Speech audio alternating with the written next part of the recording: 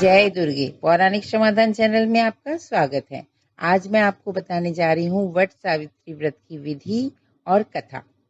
तो सबसे पहले बताती हूँ व्रत की विधि, सबसे सरलतम विधि, क्योंकि पूजा की विधि जितनी कठिन और लंबी होगी उसमें गलतियां होने की संभावना भी ज्यादा हो जाती है।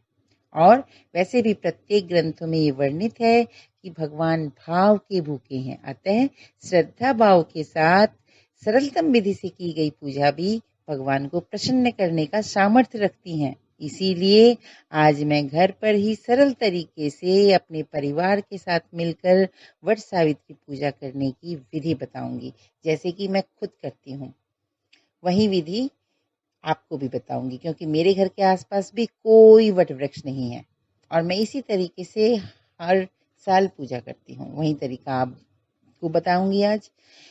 वट सावित्री व्रत ज्येष्ठ मास की अमावस्या को रखा जाता है, जो कि इस बार वट सावित्री पूजा 22 मई शुक्रवार के दिन है।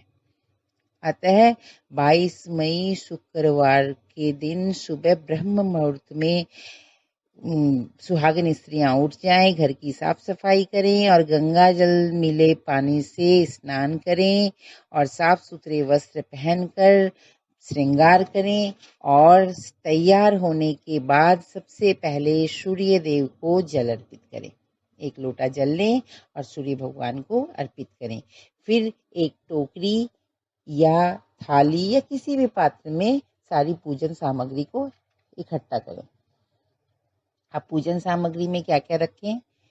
पूजन सामग्री में रखें दोबारा जल का लोटा भर लें, एक दीपक, धूप, मौली जिसको कलावा भी कहते हैं, सिंदूर, अक्षत यानी चावल, जहाँ फल का भोग लगाया जाता हो वो फल भी रखें और आटे से बनी घर पर ही बनी हुई मिठाई जरूर रखें।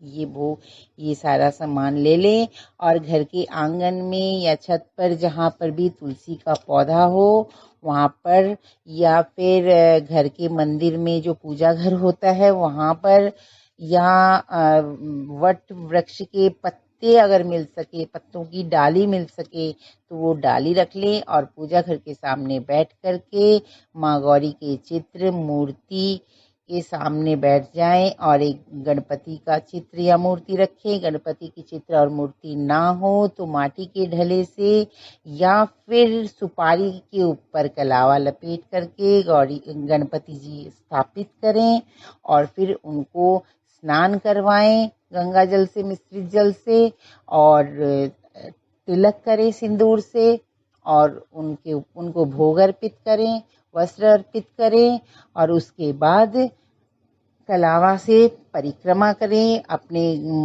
मन या श्रद्धा के अनुसार 5, 11, 21, 7 या 108 जितनी परिक्रमा आप कर सकें उतनी परिक्रमा करें और उसके बाद कथा सुनें। कथा इस प्रकार से है। भद्र देश के राजा अश्वपति थे, उनकी कोई संतान न थी। उन्होंने गायत्री मंत्र के द्वारा 108 आहुतियां रोज दिलाया करते थे। 18 वर्षों तक उन्होंने यह पूजा की। तब माँ सरस्वती, माँ सावित्री प्रकट हुई और उनको वरदान दिया कि तुम्हारे यहाँ अत्यंत तेजस्वी पुत्री पैदा होगी। तो उनके यहाँ एक तेजस्वी पुत्री पैदा हुई।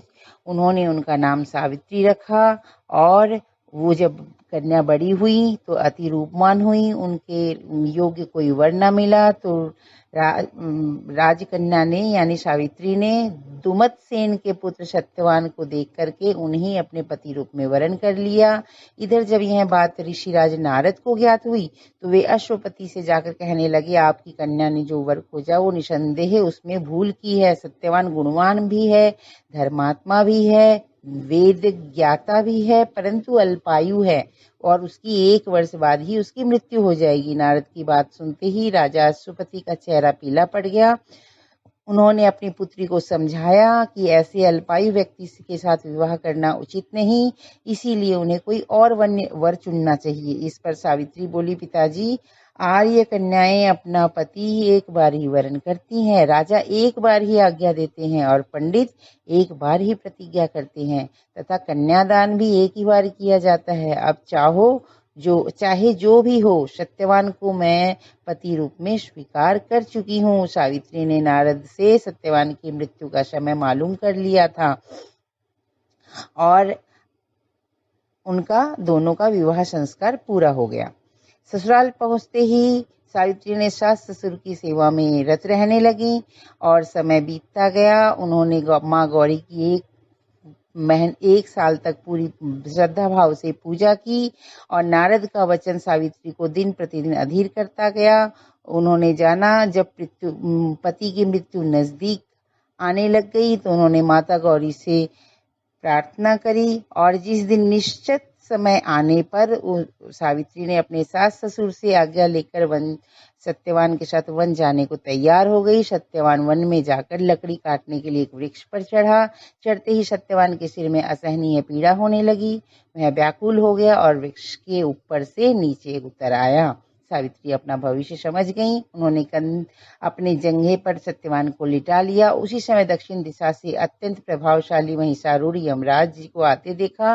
धर्मराज सत्यवान को ले जाने लगे तो सावित्री उनके पीछे चल दी। पहले तो यमराज जी ने देवी को दैवी विधि विधान बताया, परंतु उनकी निष्ठा को देखकर वे उसे वर मांगने के लिए कहे। सावित्री बोली, मेरे सास ससुर वनवासी हैं, अंधे हैं, उन्हें आप दिव्य ज्योति प्रदान करें। यमराज ने कहा, ऐसा ही होगा, अब तुम लौट जाओ। यमराज की बात को सुनकर माता सावित्री ने बोला कि भगवान, मुझे अपने पति देव के पीछे चलने में कोई परेशानी नहीं, पति अनुगमन मेरा कर्तव्य है। यह सुनकर उन्होंने फिर वर मांगने को कहा। सावित्री बोली, हमारे सास ससुर दुमतसेन का राज्य छिन गया था, उसे वे पुनः प्राप्त कर लें और धर्मपरायण होकर रहें। यमराज ने यह वर भी दिया और लौट जाने का कहा, परंतु उसने पीछा न छोड़ा। अंत में यमराज जी ने हार मान ली और सत्यवान के प्राण छोड़ने पड़े। सौभाग्यवती तथा 100 पुत्रों का वरदान भी उन्होंने दिया। सावित्री को यह वरदान देकर धर्मराज जी अंतर्ध्यान हो गए। इस प्रकार सावित्री उस वट वृक्ष के नीचे आके माँ गौरी की पूजा की और अपने पति सत्यवान के साथ अपने राजधानी की ओर चल दी। इसी प्रकार हमें यह कथा सुन करके जल अर्पित करने चाहिए वट वृक्ष में या फिर तुलसी में, और दोनों ही ना हो तो फिर जा करके हमें सूर्य भगवान को या किसी भी पेड़ में जल अर्पित कर दें और उस दिन फलाहार रह करके व्रत करें। अगले दिन यानी 23 मई शनिवार को सुबह पूजा करके भोजन बनाकर ब्राह्मण को भोजन देकर फिर स्वयं भोजन करें। आज के लिए इतना ही। अगर आपको मेरा वीडियो पसंद आया हो तो लाइक करें और ऐसी वीडियोस देखने के लिए मेरे चैनल पौराणिक समाधान को सब्सक्राइब करें। जय दुर्गे।